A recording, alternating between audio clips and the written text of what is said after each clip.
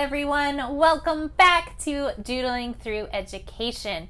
Today, for my CC students, we are in Cycle 3, Week 2 of our history memory work. And for all my other students, that just means that we are going to be talking about pilgrims today. We're going to be talking about who this group of people were, what are some of the challenges that they faced, who are some of the people that they met along the way, and we're going to be talking a little bit about Thanksgiving as well. So before we dive in, remember to hit that subscribe button so you never miss a video from us over these historical and scientific concepts. But on that note, let's go ahead and dive in. Let's start doodling. The Pilgrims were originally a group of about 35 people who set out to separate from the Church of England in 1607. They moved to the Netherlands, where they remained for about 10 years. Concerns began to grow that they would lose their English language and heritage, so it was decided that they would settle somewhere in the New World for a new beginning. When this decision was made, the would-be settlers set out aboard a ship named the Mayflower in 1620, originally destined for an already established colony in Virginia. Unfortunately, rough seas and storms prevented the Mayflower from reaching their initial destination in Virginia. Due to this new plan, disagreements and arguments began before they even left the ship, and they knew something had to be done before all civility was lost and it became every man for themselves. While still on board the ship, a group of 41 men signed the so-called Mayflower Compact, in which they agreed to join together in a civil body politic. This document would become the foundation of the new colony's government. Signed on November 11, 1620, the Mayflower Compact was the first document to establish self-government in the New World. Today, local governments similar to the one created by the Mayflower Compact can be found throughout America. This Plymouth colony held a yearly election court where the men gathered would vote for the town's governor and his assistants, as well as discuss the town business. If this sounds familiar to you, it should.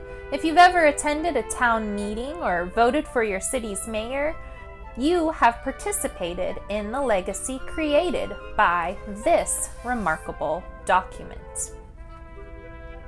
After a voyage of 65 days, the ship finally reached the shores of Cape Cod. After sending an exploring party ashore, the Mayflower landed and anchored at what they would call Plymouth Harbor on the western side of Cape Cod Bay in mid-December of 1620.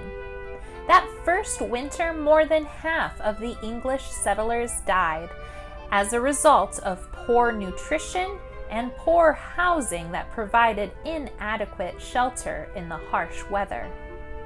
In April of 1621, after the death of the settlement's first governor, John Carver, a man named William Bradford was unanimously chosen to take up this position. He would eventually be re-elected 30 times, and he would serve as governor of Plymouth for all but 5 years, all the way up until 1656. Now, after landing back in 1620, it wasn't long before they made contact with the native people who were living in that area at that time. One of the main native people who helped the Pilgrims was a man by the name of Squanto. Squanto has a very interesting story. He had actually previously been captured and enslaved in 1615. He was able to escape and return back to his native lands. Squanto, having learned English, taught the Pilgrims how to plant corn, which became an important crop, as well as where to fish and hunt. Without Squanto, the Pilgrims likely would not have survived. In the fall of 1621, these groups of people partook in the very first Thanksgiving dinner. It's important to note that the first Thanksgiving dinner probably looked quite different than the Thanksgiving dinner we're all accustomed to. It likely included many of the foods that were native to that area during the time, which could have included deer, corn, different types of seafood, and pumpkins. They continued this tradition, and in 1623, when they were celebrating the end of a long drought, they began to call this feast Thanksgiving. So, what is the legacy that the Pilgrims left? And what was the impact on the history of the world from this small group of people? The religious oppression in England at this time had driven many men and women to follow the Pilgrims' path to the New World.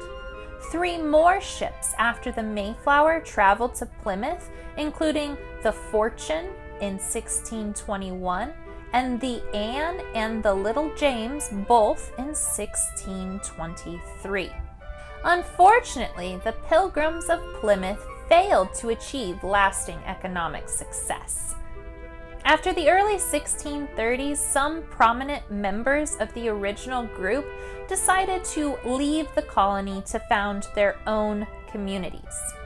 As I said before, William Bradford was governor of Plymouth Colony for about 30 years. We can give thanks to William Bradford for a lot of what we know about the Pilgrims, because he wrote about Plymouth Colony in his journal called Of Plymouth Plantation.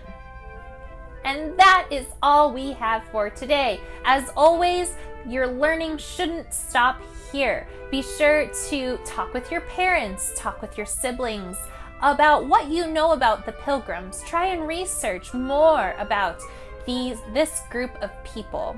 And on that note, remember to be kind, follow God's will, and take care. Bye.